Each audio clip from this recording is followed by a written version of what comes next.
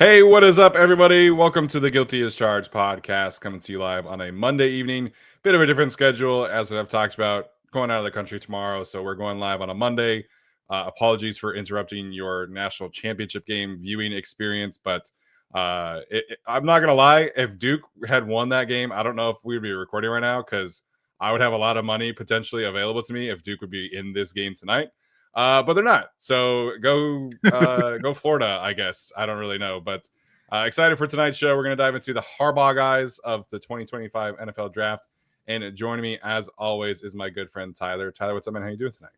Doing very well. This was something that we started last year, obviously because Jim Harbaugh became the head coach, and it yielded pretty good results. I mean, we were able to pull Cam Hart out of there, of course. Yeah, Junior Colson, like the Michigan guys for sure. But It was cool to explore, the character of some of these players as we get into more of the stories of these players. There's a lot of guys that could qualify as a Harbaugh guy. You guys in the chat, let us know. We don't have enough time to cover everyone, but I'm excited to highlight who we picked tonight. And guys, Steven is going to Europe. Congratulations, dude. How are you feeling? I'm doing well. I have not packed yet. My wife packed on Saturday. So Brooke is very much like an early packer, and I'm very much like a late packer. So I'll get You're a dude. So I'll get like half of it done tonight. But we were sitting there watching the game on Saturday, and Brooke like yells down at me. She's like, "Hey, like, can you come up here real quick? I need your help." And I was like, "Okay." She's like, "I'm done packing. Can you check the weight on this thing?" And I was like, "Okay." She's like, "When are you going to pack?" And I was like, "Probably like Monday night and Tuesday morning." So, yeah. Jeans, shirts. Yeah, packing for Europe is a little different because like when I go out and about here, I'll just wear like shorts or joggers. Yeah. And I guess like theoretically I can still wear that, but like it's kind of frowned upon to wear like shorts out in public in Europe. So I'm wearing jeans. I don't like wearing jeans. I much prefer being comfortable. So I guess if you have comfortable jeans, like let me know because I have yet to find any. Let us know in the chat, guys. Comfortable jeans. What's your go-to? So yeah, I just usually wear like joggers out and about. But going to London, we'll spend about 5 days exploring cities in England, and then we're going up to Scotland for 3 or 4 days. It's kind of mixing in and matching there, but that's kind of where we are going to be focused, and very, very excited to hit all of the places in England that I went to England when I was like 1, and I have zero memory of it, and this is Brooke's first time ever in Europe. So we're both very excited to actually like get to London for the first time. What compelled your parents to take a 1-year-old to England?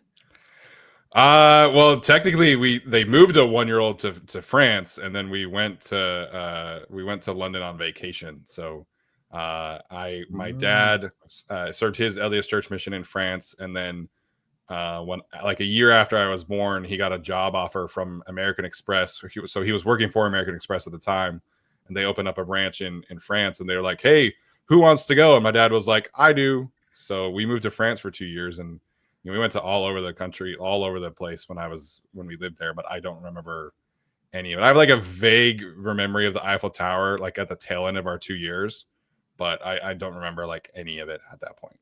Wow. Okay. Brian Johnson says also, just wear whatever you want, let them frown upon it. Yes, wear whatever you want and let the English see you doing it. Yeah. If anybody knows what that's the last quote is from, let me know. I do not. It's okay. Someone will. Someone will. There is always somebody. Okay, let's get to these Harbaugh guys. Uber says wear a kilt. I will not be wearing a kilt. Yeah, so I'm taking, it's going to be like kind of cold-ish, kind of warmish, so it kind of sucks. I'm packing like various outfits to wear, but yeah. All right, let's get to our Harbaugh guys. We have 7 on tonight's show, and then we'll talk about some honorable mentions as well. These are guys who I think Tyler mentioned the character, but I think also the play style is very important here.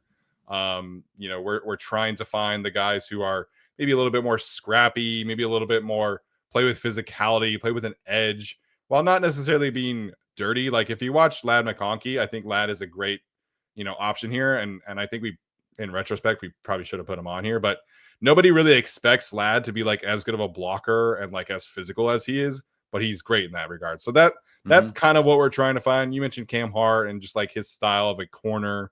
We're trying to find these guys who can bring an edge to the Chargers, and I think bring some versatility as well as is probably a common theme of a quote unquote Harbaugh guy.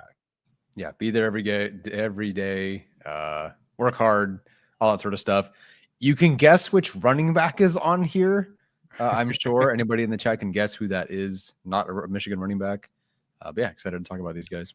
Yeah, and obviously Josiah Stewart is going to be on the show. He's in the thumbnail, so that was no surprise there. No, ready? Yeah, let's do it. Okay, so I'm going to kick us off first. You all probably thought I was going to do an offensive lineman, and some of you might have different opinions about who that offensive lineman should be. But I'm going with Mr. Donovan Jackson, and yes, I am choosing a Ohio State Buckeye for a quote-unquote Harbaugh guy.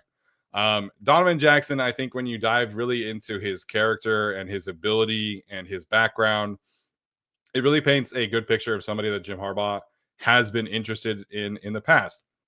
So obviously from a recruiting standpoint, he was the top rated guard in his entire recruiting class. I think he was like 20th overall. Very, very highly touted recruit. Michigan pursued him several times, several visits, several coaches' visits. Unfortunately, his mom was a huge Buckeye fan, and so Michigan just had like no chance. But he's somebody that Michigan was very interested in from a recruiting standpoint. He logged over 40 starts and appeared in 50 games at Ohio State. Very easily could have declared after last season. But legacy is something that Donovan Jackson has talked about a ton. And part of that legacy for Buckeyes fans is going to be what he did on the field, switching from left guard to left tackle. He essentially had 3 practices to learn how to play left tackle, which he had never played before in his entire career. His first game happened to be against Abdul Carter, and it didn't go great. It's Abdul Carter. It's unfortunately just one of those things. But then after that, they asked him to lose 10 pounds, and he said, done. I'm in. Let's do it. And from that point on, he allowed 0 sacks as a left tackle. And he is going up against some really high-end, edge rushers. And he went to the playoff. Like they played against Oregon and Texas, some really good playoff teams. And then obviously Notre Dame as well had some quality edge rushers. So on the fly, learning how to play left tackle. There's a quote from the Ohio State 247 page asking him about like looking back at his experience of playing left tackle. And he basically was approached by Chip Kelly. They had lost obviously Simmons from their left tackle and Seth McLaughlin from their center position. And not only were they asking him to switch positions, they were also asking him to coach up the young players who were taking his place and Seth McLaughlin's place for the playoff push.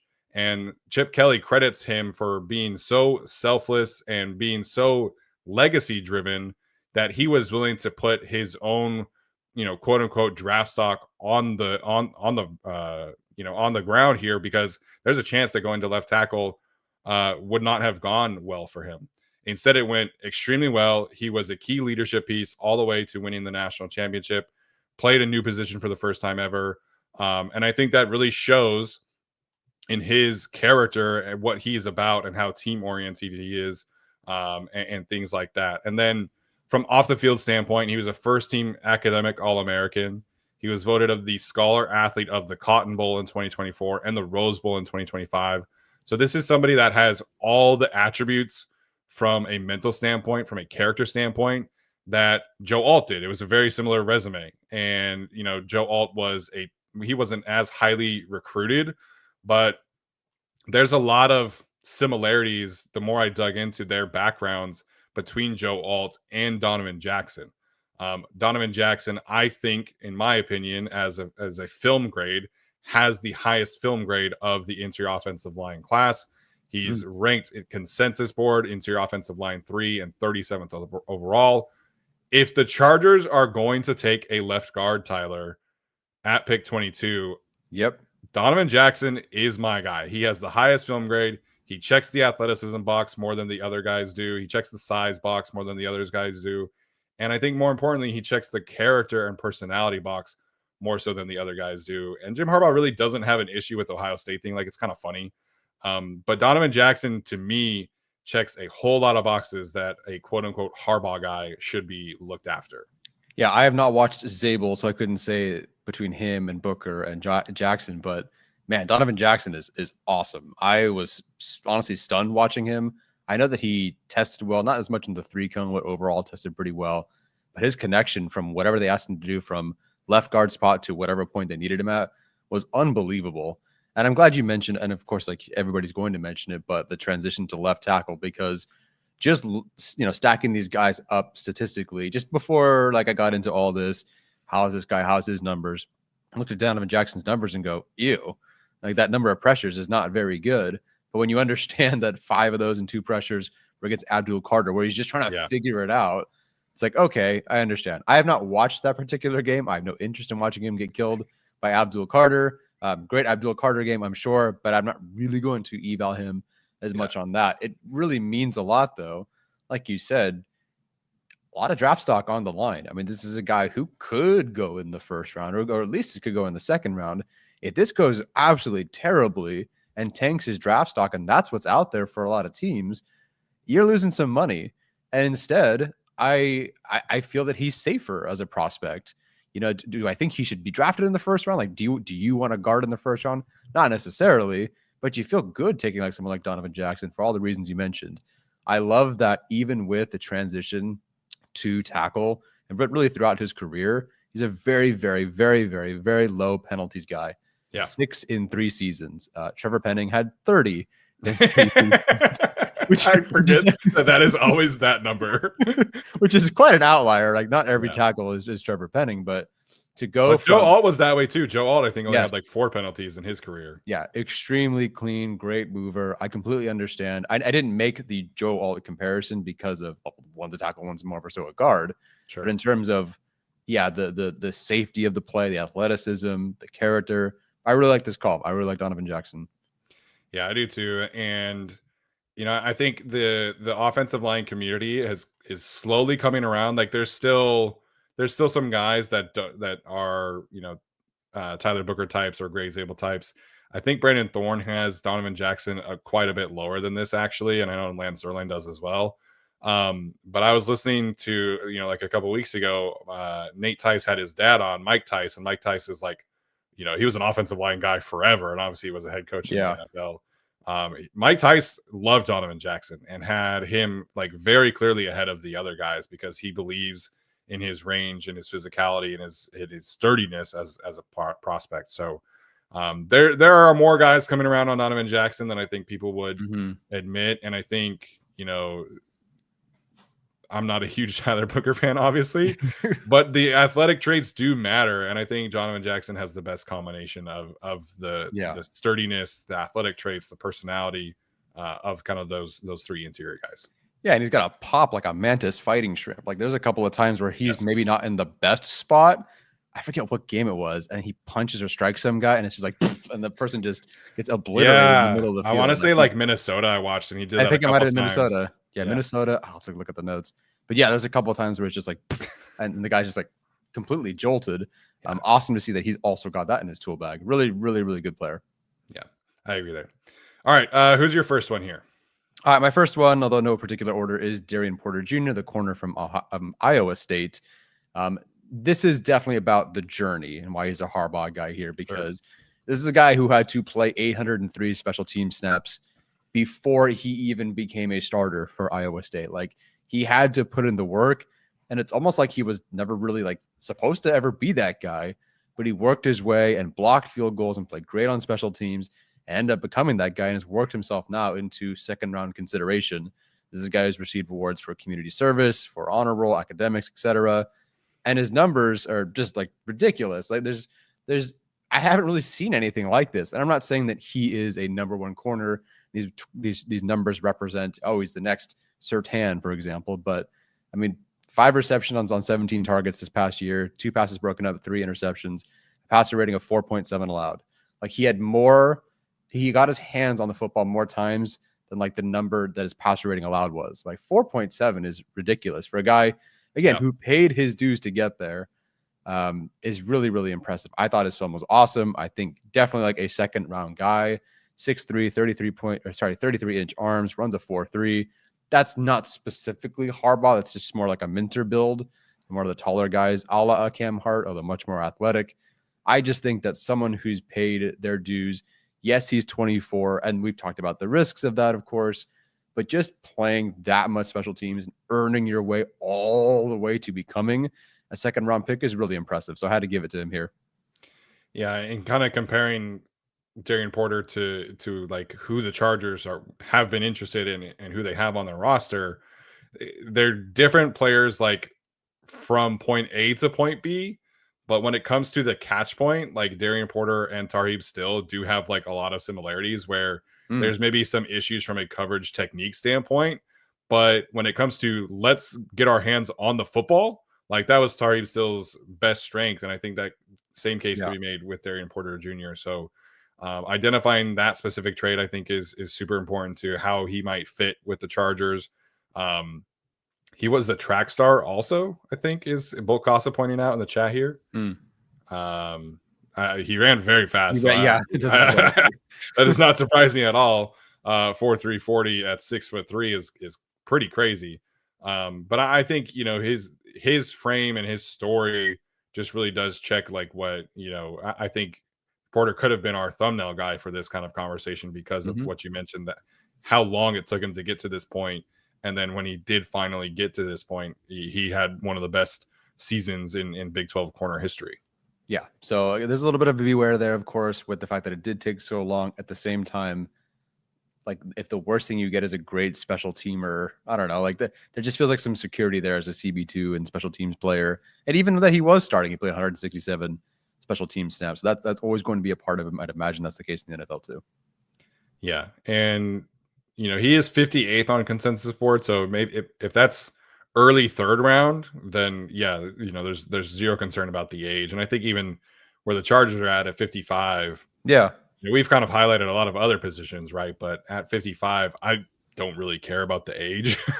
There's some other players at that range who I would also be very interested in. You know, Darius Alexander is an older player, and it's just kind of the nature of the like this generation of players that they all had the COVID year and things like that. There's going to be some older prospects in this group, and so I don't really care. If he were a first round conversation kind of guy, I think that's where I would be more concerned about his age. Yeah, and even then, strangely, it feels more safe than the other guys who are injured or have issues, multiple hip injuries, for example. Yeah, I agree there. Okay, next one here.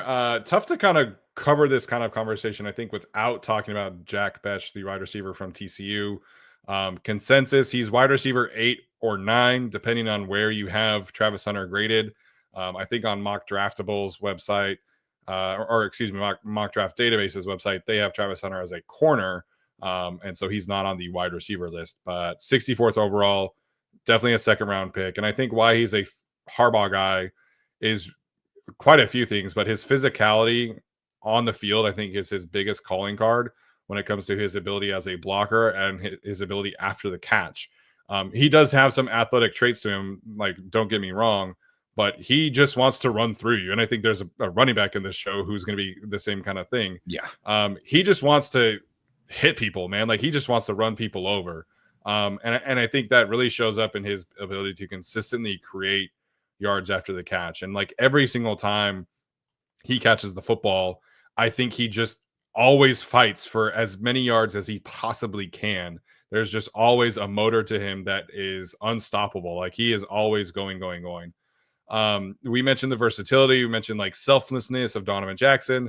Jack Bech started his career as a tight end at LSU. He was recruited as a receiver. That particular coaching staff in 2021 was like, nah, man, you're a tight end. And he led that team in receptions. That was a team with Malik Neighbors and Brian Thomas and all these great players and Keyshawn Booty. He led that team in receiving, in receptions, playing out of his position.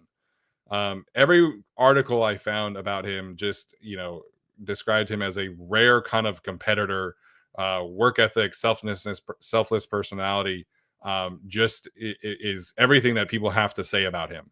And when you are getting these kind of rave reviews from your high school team, LSU, TCU, the Senior Bowl, everybody just talks so positively about Jack Bech. And you want to talk about a journey he's persevered through several major injuries, several coaching changes, a transfer, obviously the loss of his brother, and several other things. And he had this TCU Players Tribune type article where he talks about how important his faith is in rooting him on in everything like that. And we know that faith is very important to Jim Harbaugh as well. So I think his story, his ability on the field, his athletic background. I think I saw that he won like 6 state championships in high school across multiple sports. So I just think there's a lot to like when it comes to Harbaugh Guy and Jack Bech. And I tweeted about this, and people were like, no more TCU players. Literally the best player in Chargers franchise history went to TCU, guys. Like, I don't think we can really use that just because of a couple of wide receivers in the 7th round quarterback. So sure, always judge the player, always look at the film, always look at the numbers. Jack Bech is really, really good, and I think his personality, his background are big time fits for a quote unquote Harbaugh guy. Yeah, no more players from Notre Dame, no Oregon quarterbacks, that sort of thing. Again, Scott, the player, not the helmet. I love everything you've been saying about this player. This is the only guy on the list that I have not watched, but I'm pretty sure even if you haven't watched this player, you're very familiar with his story.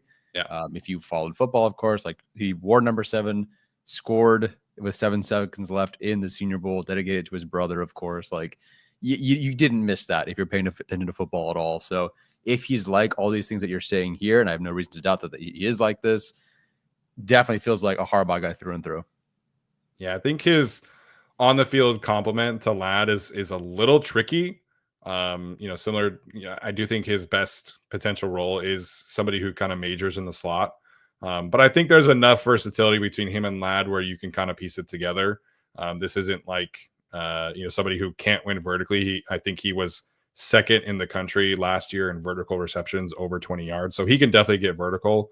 But I do like his style kind of more in the middle of the field. But this is not like, hey, let's draft this player. This is just like these guys are Harbaugh guys. And I think Jack Bech checks a lot of boxes there. Yeah, 100%. Next up for me is Alfred Collins, the defensive tackle out of Texas. Again, a lot of honorable mentions. We have a couple too, but Alfred Collins was someone just pretty early on. Like if you search him up, there's plenty of good things about him. Like people saying good things about him. Again, honor roll, academics, etc. Definitely fits the mold. 322 pounds, 34.63 inch arms. I don't know when arm measurements started getting so specific. I looked at some of the different arm measurements, and they're like 32.875 or 828 or whatever. Whatever's going on with arm measurements these days, it's been a bit of a controversy, I feel like, this past year. Like players we mentioned before, very close to his mom, followed in her footsteps to enroll at Texas. Not that this was specifically it, but I feel like there's a lot of guys who are close to their moms in this, but like it reminded me of Cam Hart. Like you saw the clip of Cam Hart and his mom after the draft, and I was like, Alfred Collins and his mom. Although Alfred Collins' mom, Benita Pollard Collins, was an actual like basketball player at Texas, and it was funny like watching Alfred Collins step into throwing lanes and bat passes, step into throwing lane, bat passes, and then to find out his mom played basketball, I'm like, oh, that makes sense. Like I completely, like his mom probably was dunking on him all the time growing up. And this guy just had to learn to defend his mom. So he's awesome. Knack for turnovers, multiple tips at the line to force interception. I believe at least one against Michigan as well, although that was 2024. Forces fumbles, always locked in from snap to whistle. Yeah. Really like Alfred Collins, the player, the person, the film, all that. Yeah, and very recruited heavily by Mr. Mike Elston. So it would not surprise me at all if this were somebody in line to be picked at number 55 for the Chargers if they don't go defensive tackle in round 1, obviously. Yeah. I guess Dylan's saying 0.63 is 0.625 rounded up, which is just 5/8. I don't know when they started rounding up. There's a couple, I got to find where it is, but it's like 25.008 or whatever. Like the numbers are, I don't know. Maybe they are rounding up, but usually it's just the 0.625. I don't know when the 0.63 came from. That's my rant for the day.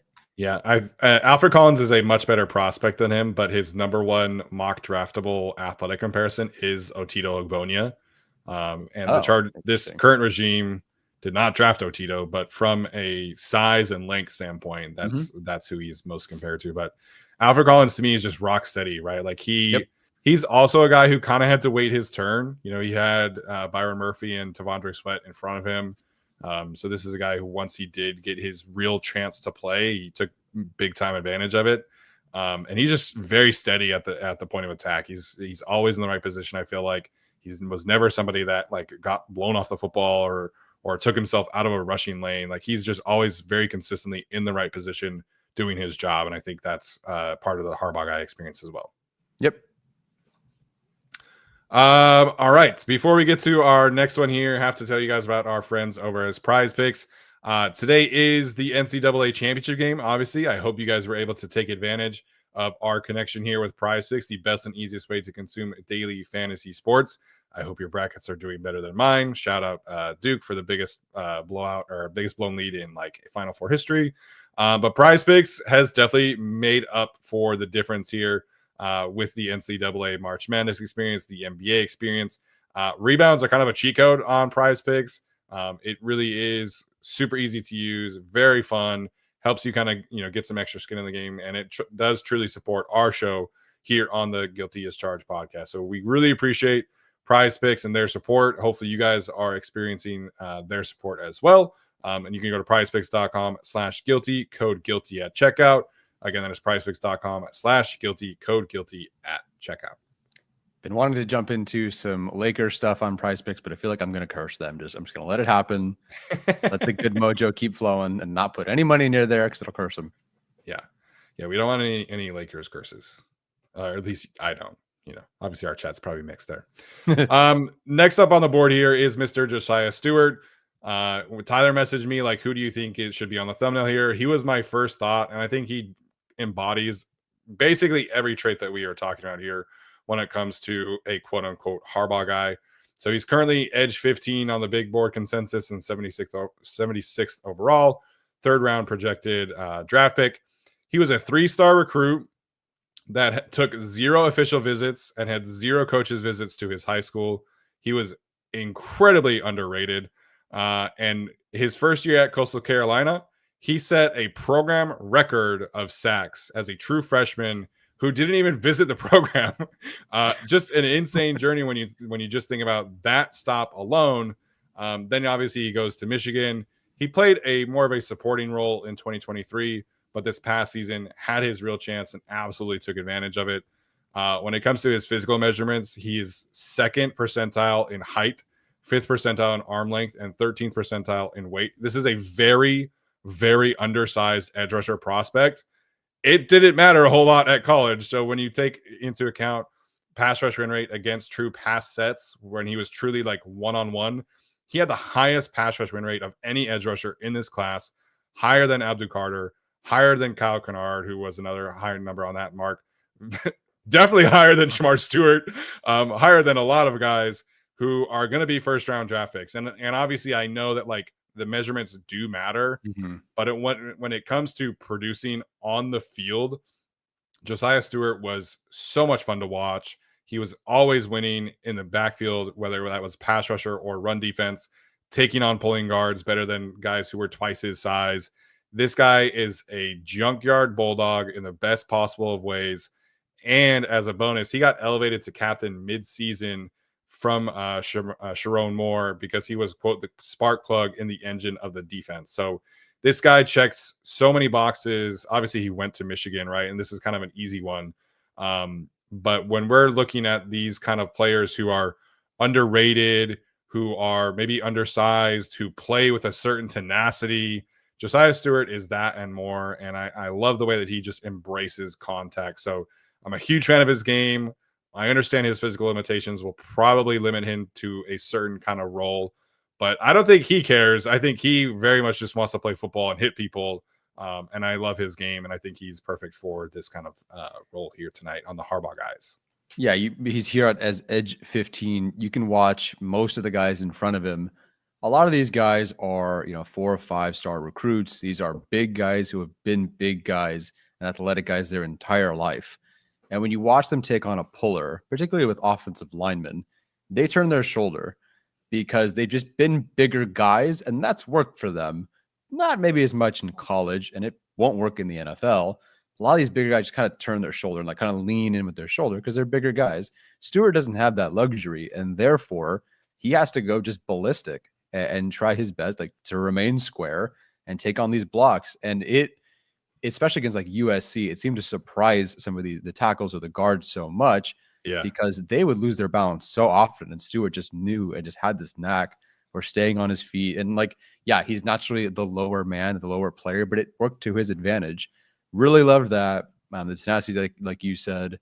I think that on plays that were designed for him to be the free guy for whatever reason, like a screen, for example, you're letting that guy through, or he's just the backside guy and they're doing something to the left over here. He has no business getting to the quarterback. They kind of just like let him go because he's the free guy. Like the play is designed for him to be by himself, and that's fine because those guys aren't going to be involved with plays. And yet watching like 3 of his games, there's a play in each of those games where he almost like he'll hit the quarterback, he'll almost make a play. Like it is impressive how fast he becomes the guy they're intentionally saying isn't a problem to suddenly being a problem.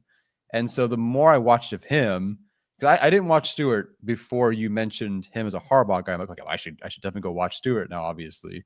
And watching him, it's like, oh yeah, that makes total sense. It took 4 plays for me to figure out, yeah, that's a Harbaugh guy for sure. So yes, a lot of these Michigan guys fit that. I get it, but Stewart, I think, really, really does. Yeah, and there's a sequence like in the USC game that I love. He gets a strip sack on Miller Moss, and Kenneth Grant tries to return it for a touchdown and then fumbles it back to USC. The very next play, Josiah Stewart is in there taking on a pulling guard and gets a tackle for loss. And it was just like so funny to me because a lot of players, when they get so high, I caused a turnover and then my guy fumbled it back. Like there's a very real like recoiling from a like an emotional standpoint. Like, oh man, like, are you kidding me? Like I gotta go do this again. It was a very long, extended drive for USC. And then for him to just reset right away, I'm going to do my job. I'm going to take on a pulling guard, and I'm going to get a tackle for loss. Like, it just shows the kind of motor and effort that he plays with. And I think it's that embodies this kind of, characteristic of just playing physical, being a leader, putting your head down and going to work. And I think Josiah Stewart, it just is all over his tape, that kind of sequence where he just does all the little things so well. And then his speed off the ball is insanely good. So I know he's like very small. And I know the Chargers probably need, a different position in the 3rd round. But if they draft Josiah Stewart in the 3rd round, I'm probably going to have a very similar reaction to what it was with Junior Colson last year. Because the tape is so much fun to watch. Yeah. Dylan asked how much him playing on the same line as Grant and Graham impact his production. Honestly, there were plenty of times where they sent more help to Stewart. Like they were very much so worried, especially the USC tackle. They were very worried about how fast this guy was. So they're sure. Does it help in the totality of it? Yeah. But they paid attention to Stewart. Yeah, and college protection schemes are not as diverse as NFL protection schemes where you can kind of figure out a way to, protect both sides and things like that. It's a lot of just like, we're going to slide left and we're just going to slide right. So it's not like the same kind of aspect of, attention taken away from a different player. Like college protection schemes are so simplified that I would not be too concerned there. And again, when he was one-on-one, he had a higher win rate than any other edge rusher in the class. So I would not be too concerned there. Pretty good. And it's not like he would be getting double teamed a whole lot with the Chargers either. Like no, I doubt it. Which is hey, fine by me. Last one here from me is Cam Skattebo. I think we had to put him by default. Yeah. This is an unranked player. This is a 0-star recruit coming out of high school. He had offers from Sacramento State and William and Mary, and that's it. And this guy I think he ended up being like 4th or 5th in Heisman voting in the end. And when it mattered, we all saw it this past year. 56 touches for 430 total yards and 6 touchdowns in 2 playoff games. There was nothing else he could have done. He caught a touchdown. He rushed for 4 touchdowns. He threw it for a touchdown. Nothing else this guy could have done. Left it all out there. For a size profile, he is very, very similar to Frank Gore. Didn't get full testing for Skattebo. He skipped a lot of the testing. So I couldn't tell you overall, but I think if there are fans going, well, like Harbaugh wouldn't go for someone who's 5'9", about 210, like, well, Frank Gore is basically that size. And Blake Corum is smaller. Yes. Cam Skattebo is who everyone kind of thought Blake Corum was last year. And there you go. As soon as I watched him, I went, Yeah, that's who Chargers fans think Blake Corum was last year. Maybe Blake Corum of previous years. But I think they're like, oh yeah, Blake Corum, that's a Harbaugh guy for sure. I'm like, well, I think he's kind of washed. Skattebo is exactly that kind of guy. I don't know. You can't really take him at 50. Well, I'm sorry. Steven just did this in his mock draft. That was more of a thought experiment than like, I love this player, though. I don't think you can get him in the third round where the Chargers are picking, though. So I also understand that as well. And so, yeah, he's very much so a Harbaugh guy. This is a very easy one. Yeah. When it comes to like a player who every time he touches the football, he just wants to make somebody pay. Like he just wants to make you quit football. That is Cam Skattebo. And there are several games where he forced more than 10 missed tackles this past year.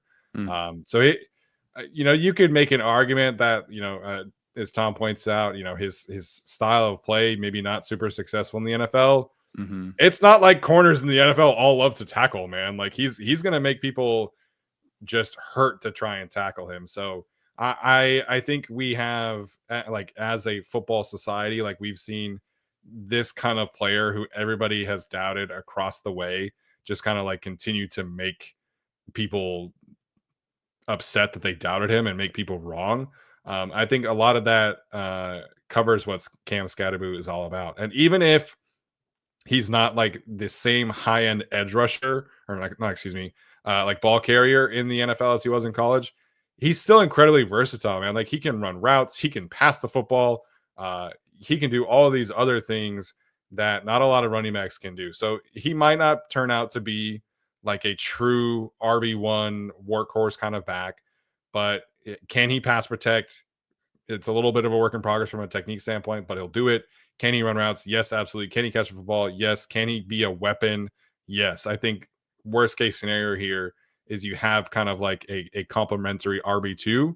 But I think he does have the ceiling still to be an RB1 in this league, even if his play style is not necessarily super translatable. Yeah, I don't know if he'll ever be a true long-term RB1, but I think he's going to play for a while. He'll never lose that chip on his shoulder.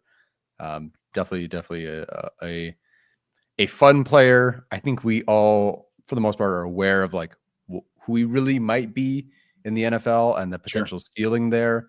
But at the same time, like the floor is definitely there, and you can't count him out. Again, literally unranked 0-star recruit out of high school.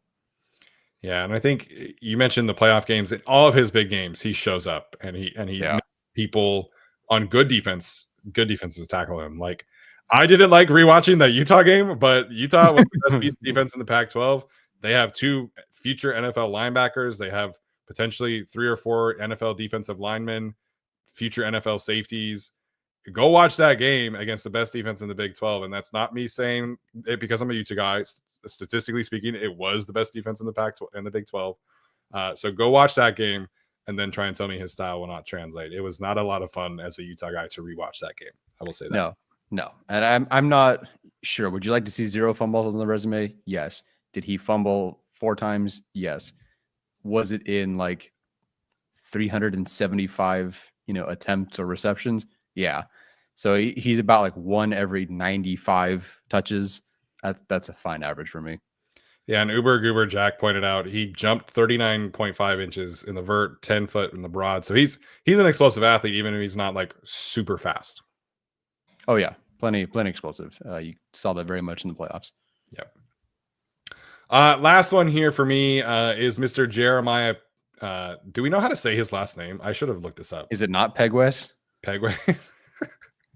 Are you being serious? I thought it was Peegs.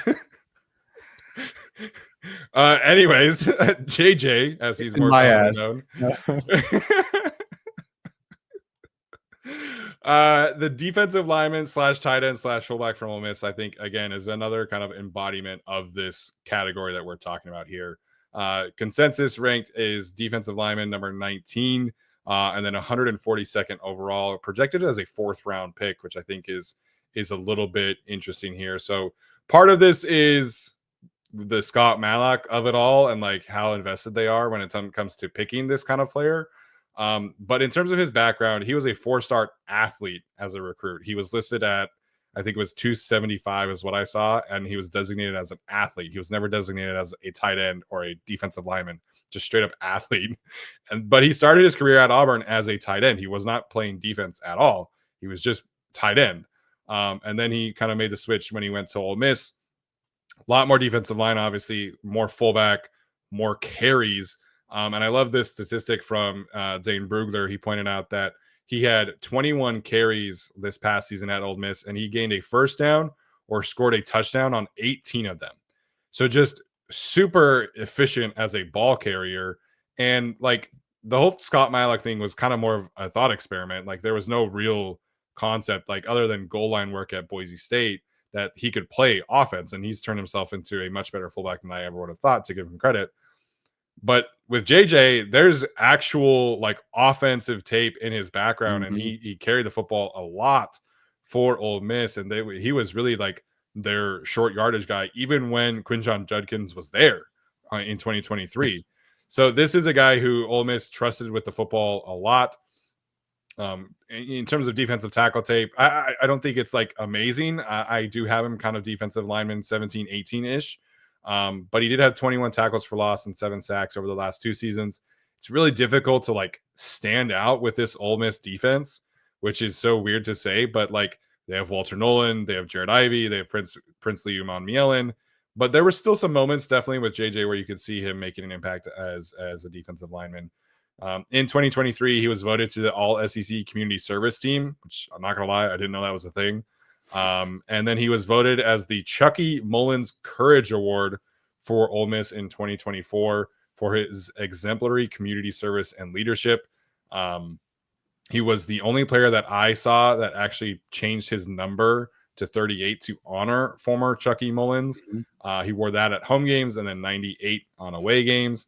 And so this is a guy who, from a character standpoint, from an on-the-field versatility standpoint, I do think he checks a lot of boxes here. And honestly, I could see a world where Jim Harbaugh watches him and says, we can keep him and Scott Matlock, because Scott Matlock is a blocker and JJ is like a ball carrier. So I just think when it comes to like a football player, you know, somebody who's a standout human being, JJ checks a lot of boxes here. Yeah, that's the smudge package right there. Is with apparently it's Pagis. Sure. Hey, JJ Knick-Knack Paddywhack Give a Dog a Bone is a really interesting prospect for sure.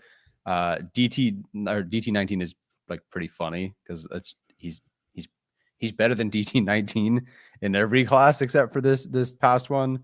I really liked watching him. You talked about the Chucky Mullins Courage Award winner. Funny enough, that award is sponsored by a fraternity. I didn't really realize that is something. But previous award winner in that award was Patrick Willis, the 49ers linebacker. So obviously I don't know if that matters to Jim Harbaugh. Jim Harbaugh didn't draft Patrick Willis, but it is some overlap there. According to the Ole Miss pronunciation guide, it is Pagis. All right, I give up, everybody. So Pagis, he was close. Pagis. Yeah, is it plural Pagis or Pagis? What are we doing here? One of those. But yeah, fun player. Seems like he's a standout human being, which is so funny. Again, given that defensive line room, not the cleanest kind of character evaluations going on there. No. No. All right, some honorable mentions here, and you can kind of shout out whoever you want. But honorable mentions, we have Emeka Egbuka, the wide receiver from Ohio State. Damon Martinez, who you all know by this time that I'm a huge fan of. The running back from Miami, CJ West, the nose tackle from Indiana. Elijah Huzzie, the corner from North Carolina. RJ Harvey, the running back from UCF. Jordan Phillips, the defensive lineman from Maryland. And then Kobe Bryant, the corner from Kansas. Mooses. That's funny. Nice.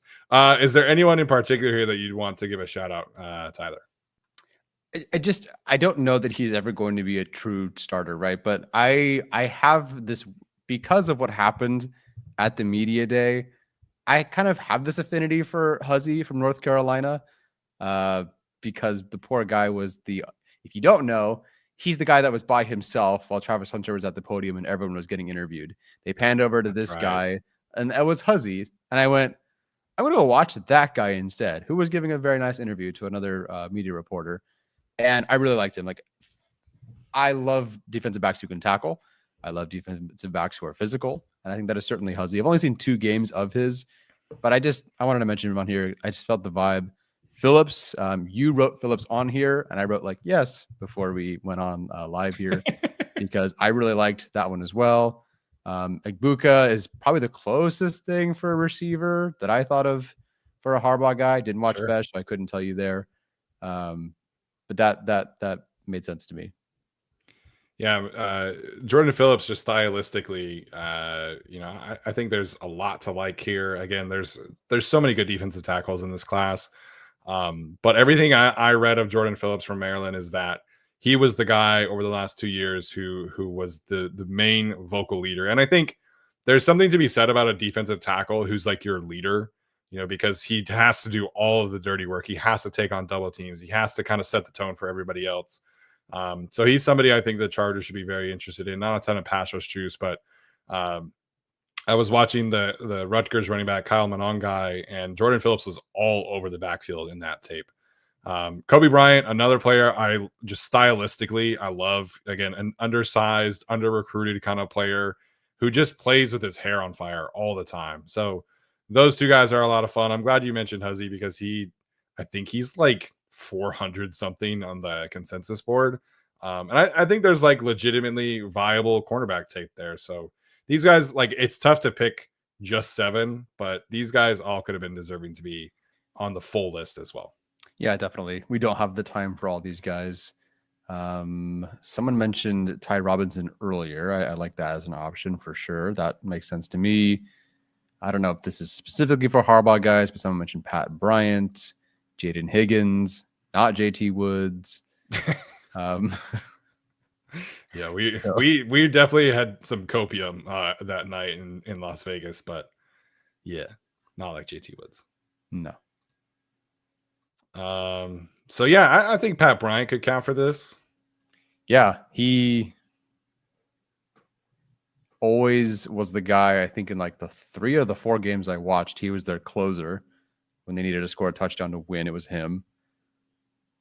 Ooh, Noel Williams. I haven't watched him. Have you watched Noel Williams from Cal? I have. That's a good one as well. I'm not crazy about like his ball skill production, but he will tackle for sure. Mm-hmm. Gray Zabel. I couldn't find enough about Gray Zabel of like the background, like the player. Like he's changed positions a lot, and like he was, a standout apparently like interviewer at the combine and at the Senior Bowl.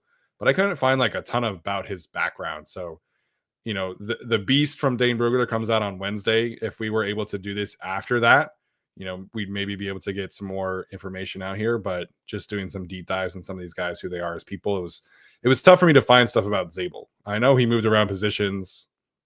I know there was like a general, he's, checking the interview boxes, but I like Zabel as a player a lot, but it was tough for me to put him on this list when I couldn't really find out about much of his background. Yeah. And you had an interior guy already, so. Yes, very true. We have one super chat tonight. Dark Samus says Harbaugh will not pass on Loveland Grant, his guys. Is Jared Wilson or Tyler Booker more of a Harbaugh guy, Dark Samus? Are you still in here? Let us know. Will he pass on his guys? I really don't think so. I do not think he's passing on his guys unless someone like Barron falls. There's not many like day 3 Michigan guys this year. But he's going to take one. If he doesn't get one in the first round, like he's probably going to take Josiah Stewart, if we're being honest. Yeah. Or one of the running backs. Yes. And I would not be opposed if they took Khalil Mullins. I think his tape is good. Mm-hmm. Kurt says now you have 2 super chats. Thank you, Kurt. Really Thank you, Kurt. Now we have 2 super chats. Thank you, Kurt. I appreciate it. Tyler, any final other thoughts before we head out tonight? Love the exercise. We will have a pre-recorded show out on Thursday.